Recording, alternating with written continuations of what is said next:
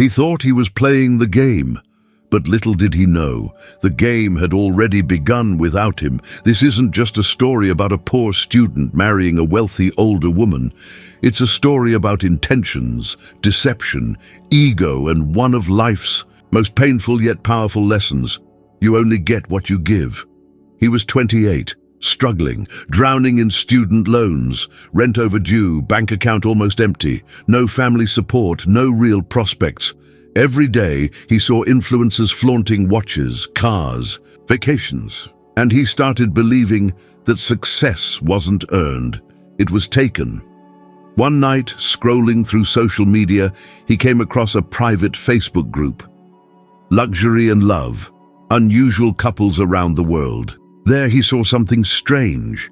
An 81-year-old woman, elegant, dressed in silk, standing next to a young man in a designer suit. The caption read, "Age is just a number when the heart is full." But the comments told another story. She's filthy, rich. He hit the jackpot. This guy is living the dream. He clicked her name, public profile, verified, multi-millionaire widow, former real estate mogul. She'd lost her husband years ago and was known for helping young dreamers. He was desperate, that kind of desperation where ethics bend. He messaged her. It was bold, flirty, risky.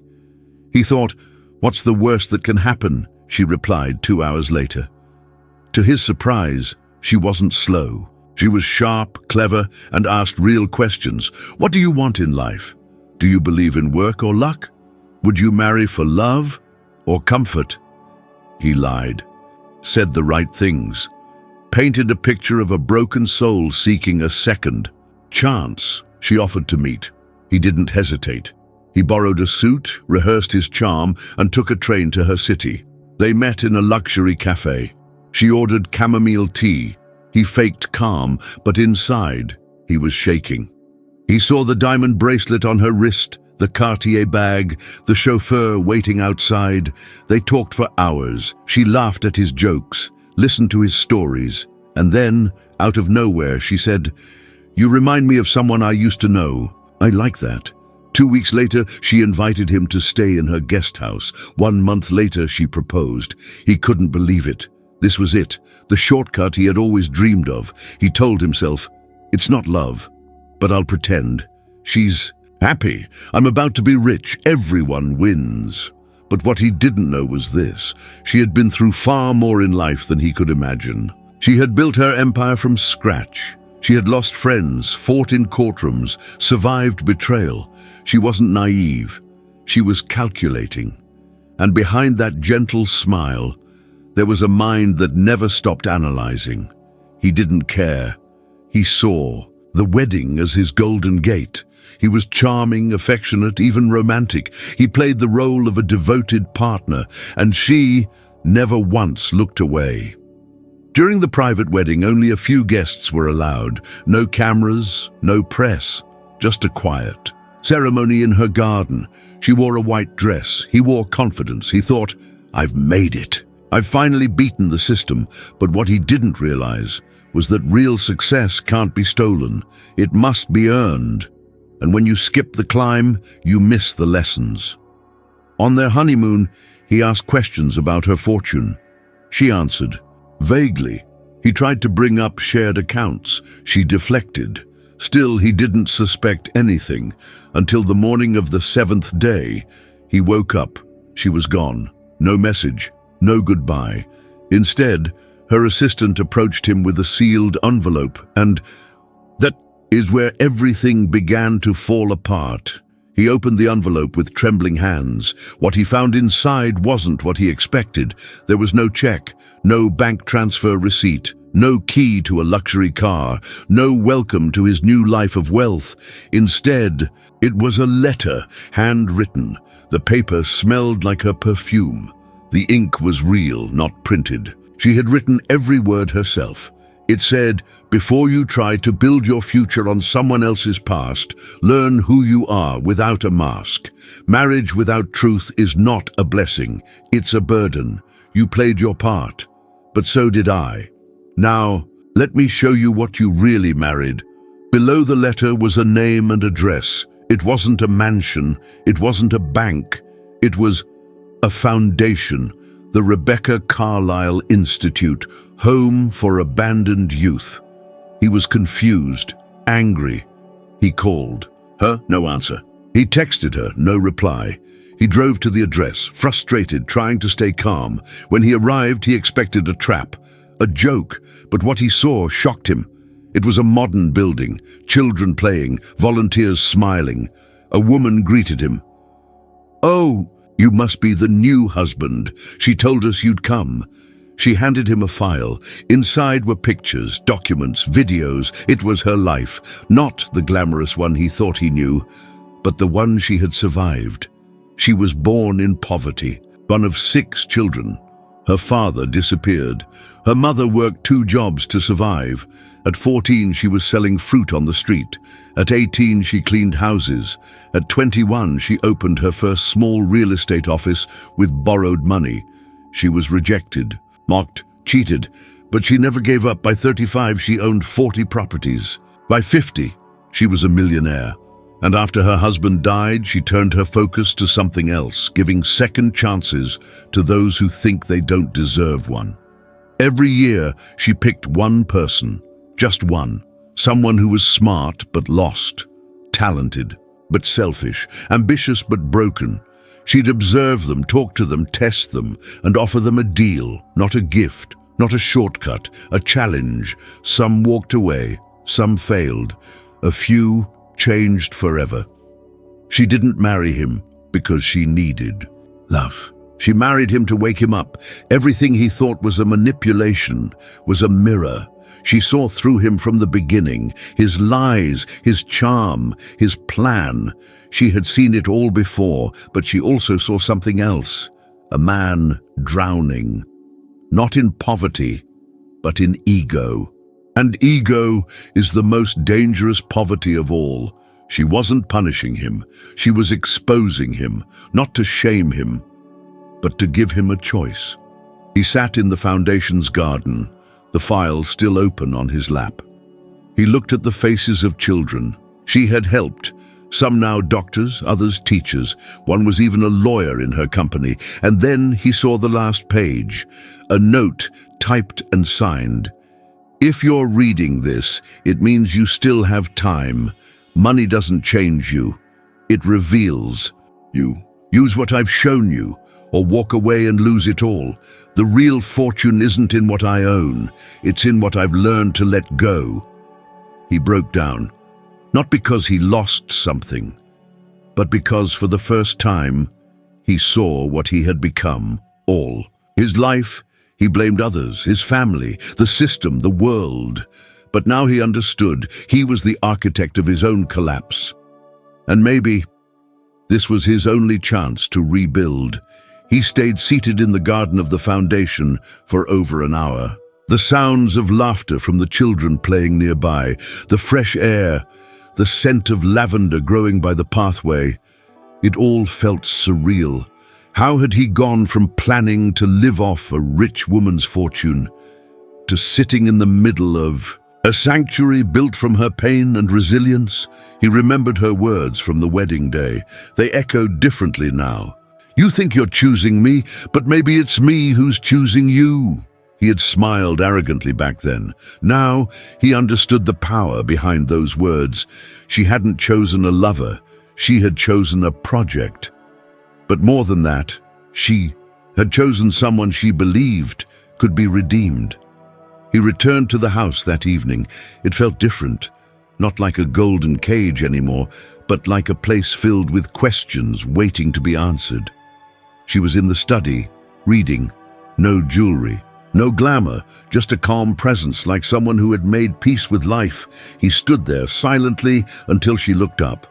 "Did you go?" she asked without emotion. "Yes," he replied. "I saw everything." She nodded and returned to her book. He didn't move. His voice cracked. "I need to ask you something." She looked up again, more curious this time. "Why me? Why go? Through all of this, why not just donate or sponsor someone or hire a therapist for these people?" She closed the book slowly. "Because you can't teach someone to swim if they never feel like they're drowning." He frowned. She continued, "Most people don't change through comfort. They change through crisis. You didn't need another lecture. You needed a mirror, a sharp one." He sat down across from her. "You played with me," he whispered. "You made me think I had won something." "I did," she replied, "because that's how life works. It seduces you with illusions, then asks if you're still interested after the truth arrives." He lowered his head. "I was a fool." "No," she said. "You were broken. There's a difference." Her words hit deeper than any insult ever could, because they weren't meant to destroy. They were meant to awaken. She stood up and handed him another envelope. "No tricks this time," she smiled gently. Inside, a contract, a job offer, and the keys to a small apartment owned by the foundation. "What is this?" he asked, stunned. "A choice," she said. "Work with us. Start from zero, not because I owe you, but because I believe there's still a version of you worth saving." He laughed nervously. "You're serious?" "I've never been more serious." And just like that, the game was over. The performance had ended, and what remained wasn't a con artist or a gold digger, but a man staring at the first real opportunity he'd ever had. Not to be rich, but to be real. He accepted. Not because of guilt, but because he realized something more terrifying than poverty, living a life without purpose. The first few weeks were hard. He scrubbed floors, cleaned bathrooms, filed documents, picked up kids from school. Nobody cared about his charm. Nobody flattered him. There were no cameras, no applause, only work, discipline, silence. But within that silence, he started to hear something new, his own voice, not the manipulator, not the seducer, but the boy who once dreamed of becoming something honest. He began to study again, took online classes in business, volunteered on weekends, wrote letters to his estranged mother. Piece by piece, he was rebuilding the bridge between who he had become and who he had once wanted to be. And for the first time in years, he didn't feel like a fraud. 3 months passed. He no longer looked like the same man who once walked into that mansion with fake intentions and empty confidence. His posture had changed. His eyes were calmer, more grounded. He smiled differently, not as a weapon but as a reflection of peace. One evening, while walking back from the foundation's office, he passed a small cafe. Inside, he noticed a young couple arguing over a phone. The girl was crying. The guy was yelling, and for a moment he saw himself.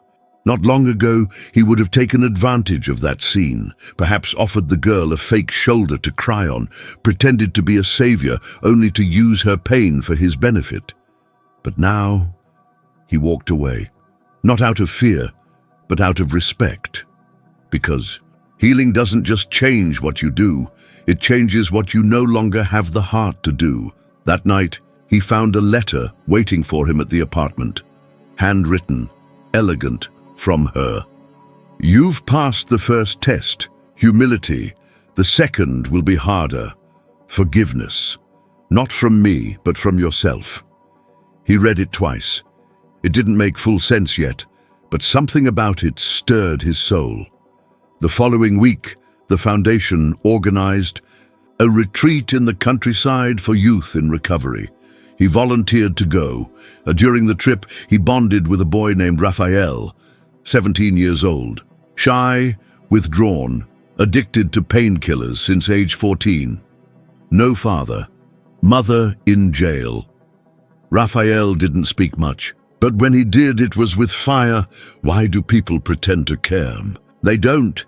They just want to feel good about themselves. Those words hit hard because he had once lived by them, but now he knew better. One evening by the fire, he sat next to Raphael and shared his story, not the filtered version, not the one that made him look like a survivor, but the real one. How he had used people, lied, cheated, married for money. How he had been empty inside, and how, for the first time, he had stopped lying, especially to himself. Raphael was silent for a long time, Then he said something unexpected. "I think you're the first adult I believe." That single sentence made everything worth it, because true transformation isn't when others see you differently. It's when you stop needing to be seen at all and just live in truth. He returned from the retreat changed again. Lighter, more committed. He began leading workshops, helping others find purpose through pain, and slowly people started referring to him not as the guy who married the millionaire, but as someone who listened, who understood. One day she visited the foundation unannounced. She looked older, frailer, but her eyes sparkled the same. He greeted her with a gentle bow, half respect, half gratitude. "You've built something powerful," she said, looking around the new wing under construction. "I only followed the blueprint you left behind," he smiled. She chuckled softly. "But you improved it," she said. They walked together in silence for a while. Then she stopped near the tree where the children often played. "You remember the first week?" she asked. He nodded. "I thought it was a trap," he said. "It was," she smiled, "but a good one." He looked at her with deep sincerity.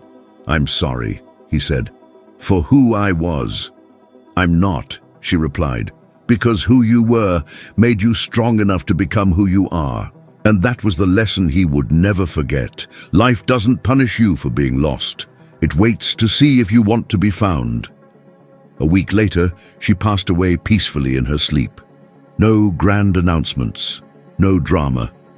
Just a letter left behind, with his name on the envelope. "You were my last experiment, not in manipulation, but in faith. Thank you for proving that even the darkest roots can grow beautiful things." He cried that night, not because he had lost a millionaire, but because he had lost the first person who ever believed he could be more, and she was right. From that day forward, he lived not to impress, but to inspire, not to collect, but to contribute, not to take, but to build.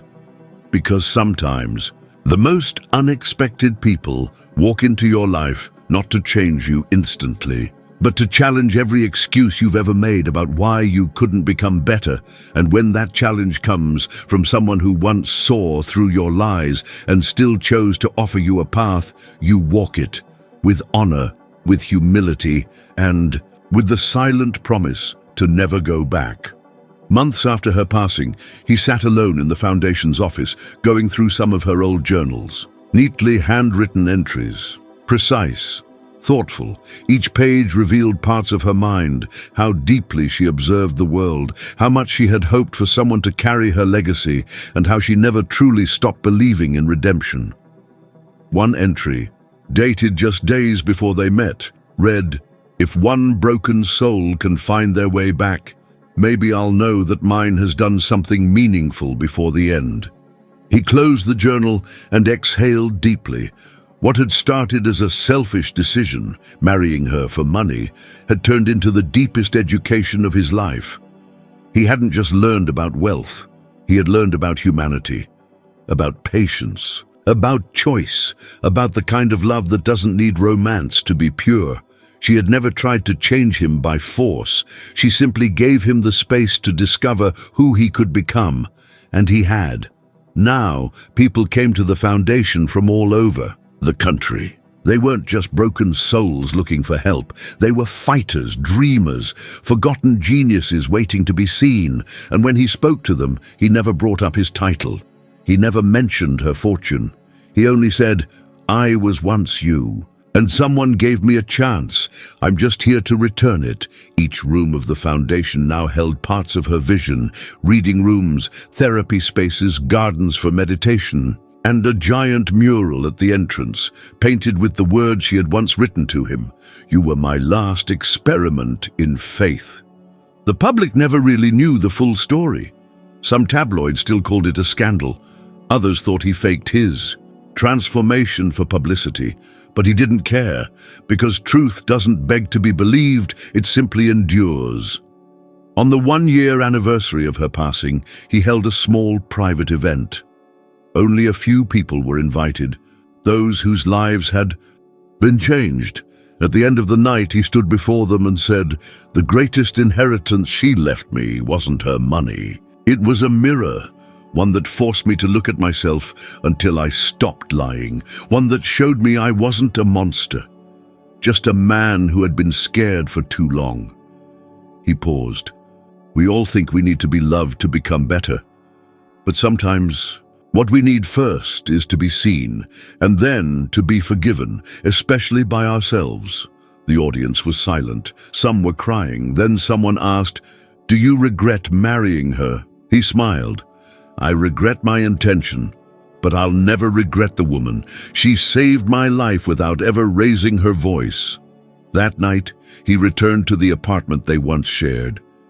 He looked at the same bed, the same chair, the same window where she used to sip tea and write her thoughts, and he whispered, "Thank you." From that moment on, he lived differently. He stopped chasing pleasure, stopped trying to fill emptiness with noise. Instead, he learned to sit with himself, to help others sit with their pain without shame, to listen more than he spoke, and to serve without the need to be seen. Years passed. He never remarried, not because he was bitter, but because the space she left wasn't meant to be replaced. It was meant to be honored, and he did, every day. Sometimes life doesn't give you what you want.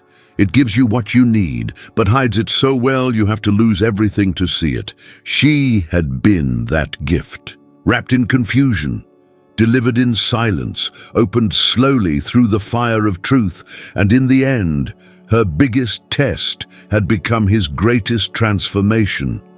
He had started as a liar. He became a man of truth. He had wanted her wealth. He inherited her wisdom. He had thought he was conning a rich woman, but life had been conning him into becoming something greater, because sometimes when the universe wants to change you, it won't send an angel. It'll send a mirror. And if you're brave enough to look, you'll never be the same again.